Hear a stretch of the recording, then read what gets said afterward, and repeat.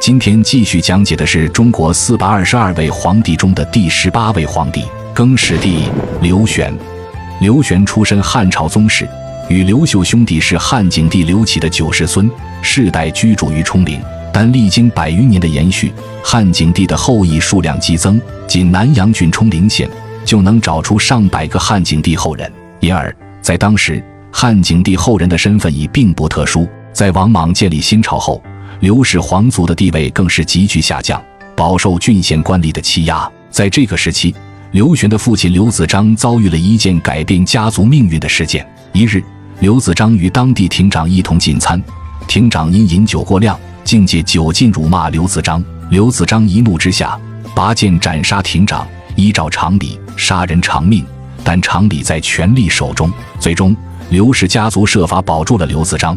不过，此举也和亭长的家族结下了不共戴天之仇。10多年后，亭长的儿子长大成人，为父报仇，寻机杀害了刘玄的弟弟，随后逃之夭夭。从那场饭局冲突到亭长之子复仇，这一系列事件本与刘玄关联不大，但因父亲的缘故，导致弟弟惨死。刘玄自此开始招揽门客，伺机为弟弟报仇。可命运并未如刘玄所愿，还未等他实施复仇计划，他招揽的门客便触犯法律，连累了他。无奈之下，刘玄只能逃离冲陵老家，前往平林县避难。随后官府将刘玄的父亲刘子章逮捕。无奈之下，刘玄选择诈死，派人将灵柩送回冲陵，而官府信以为真，便释放了刘子章。刘玄则隐匿于平林，伺机而动。在刘玄隐匿在平林县时，南阳郡周边正发生着一件大事。此时王莽改制失败，致使天下经济崩溃，底层百姓食不果腹，只能外出挖野菜充饥。过程中人们因争夺资源发生冲突，在当地颇具声望的王凤、王匡2人出面调解，才渐渐平息。随后2人被众人推举为首领，带领大家前往鹿林山安营扎寨，这便是绿林起义军的起源。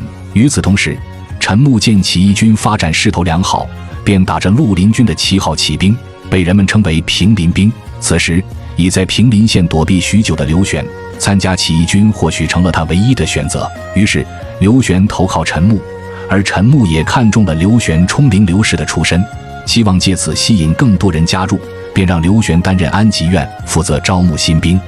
在刘玄加入起义军的同一时期，冲陵老家的刘演，也就是刘秀的大哥，也高举复兴汉室的大旗，组建了7、8千人的冲陵军。起初冲陵军与绿林军并非同一阵营，但在当年年底，刘演率领的冲陵军被南阳郡官军击败。无奈之下，刘演只得前往绿林军，表示愿意加入，共同对抗官军。冲陵军加入后，绿林军由新士兵、下江兵、平林兵和冲陵兵4个部分组成。此后联军们与官军作战时势如破竹，节节胜利。刘玄也因此水涨船高，被尊称为更始将军。而联军在推翻王莽新朝的过程中，因缺乏统一的领导核心而难以协调行动，于是众人商议推举一人称帝。起初刘演威望最高，战功也最为卓著，本是称帝的热门人选。然而绿林军的将领们认为刘演性格刚强，难以掌控，而刘玄性格懦弱，若推举他为皇帝，对自己更为有利。于是刘玄意外地获得了这个称帝的机会。公元23年，刘玄称帝，恢复汉朝国号，史称玄汉，年号更始。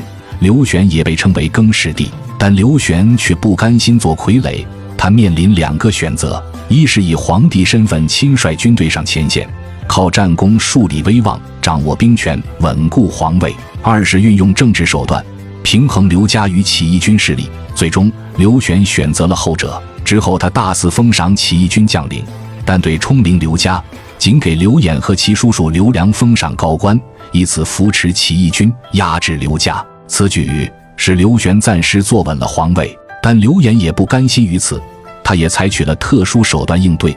他先是派出军队攻城略地，随后自己又率主力围攻南阳郡郡城，迫使其他起义军势力派兵支援，趁机整编并扩充自己的军队。短短数月，刘演麾下已拥进10万大军，实力远超其他起义军。更关键的是，刘演围攻郡城期间，其弟刘秀在昆阳之战中创造了军事奇迹，面对王莽40多万大军压境，刘秀仅率万余人略施魔法，便大破敌军。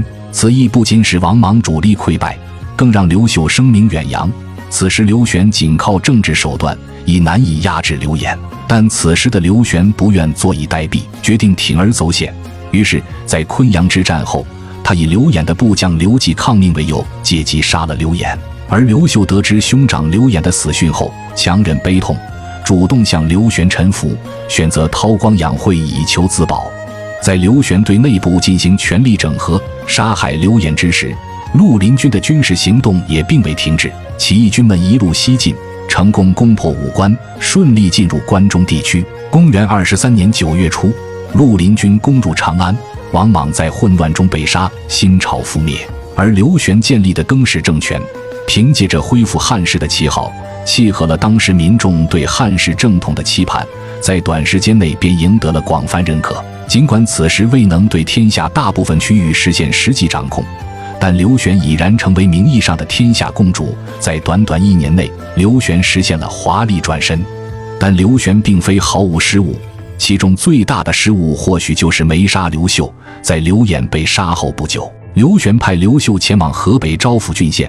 在刘玄看来，河北局势复杂，各方势力盘根错节，刘秀无兵无权，根本无法完成任务。他要么灰溜溜逃回来，要么被杀。但刘玄万万没想到，刘秀北上后虽无兵卒，但却凭借着卓越的领导才能和政治智慧，在短短2年内扫平河北并称帝。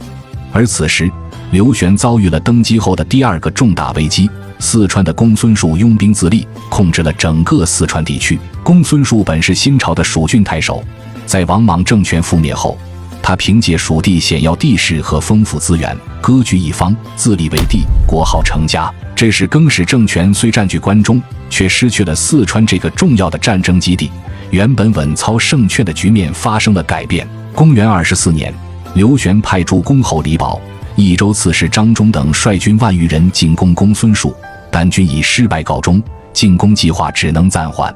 外部局势暂缓后，刘玄对内部开始大范围分封诸侯，甚至违背了祖宗刘邦定下的白马之盟，同时给老刘家宗室和起义军将领封侯，意图以此平衡两股势力。此外，他还扶持外戚，娶了心腹赵蒙的女儿，并将大权交给岳父赵蒙，自己则隐于幕后，试图构建一个三角权力来稳固统治。然而刘玄此举并未带来预期的稳定，随着时间的推移，他愈发沉湎于酒色，怠于朝政。每当群臣携军政要务求见，他常常醉得不省人事，实在无法推脱时，竟荒唐地让侍中坐在帷幕之后，冒充自己与群臣商议国事。朝中老臣一听声音，便知其中猫腻。退朝之后，众人纷纷指责刘玄昏庸放纵，荒唐至极，大臣们也对朝政渐生懈怠，更使政权内部由此陷入混乱，离心离德之象日显。而在刘玄躲在宫中之时，外部局势发生了3个重大变化。其一，刘秀在河北攻城略地，最终统一河北。其二，赵蒙把持朝政，虽使外戚势力崛起，却引发宗室和起义军将领的不满。其三，山东地区的赤眉军势力壮大，虽名义上尊刘玄为帝，但实则不服管教。再加上此时赤眉军领袖求见刘玄，希望获得高官厚禄，却遭刘玄拒绝。赤眉军一怒之下，决定另立皇帝，杀向关中。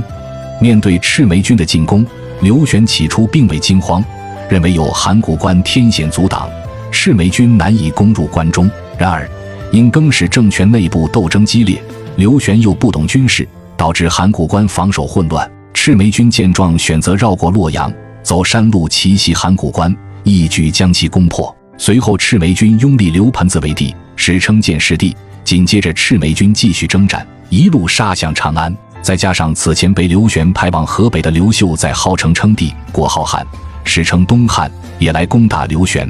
更始政权在赤眉军和刘秀两方势力的夹击下土崩瓦解。此时走投无路的刘玄收到赤眉军的书信，信中称若他投降，便封他为长沙王。于是刘玄赶忙投降，并献出传国玉玺。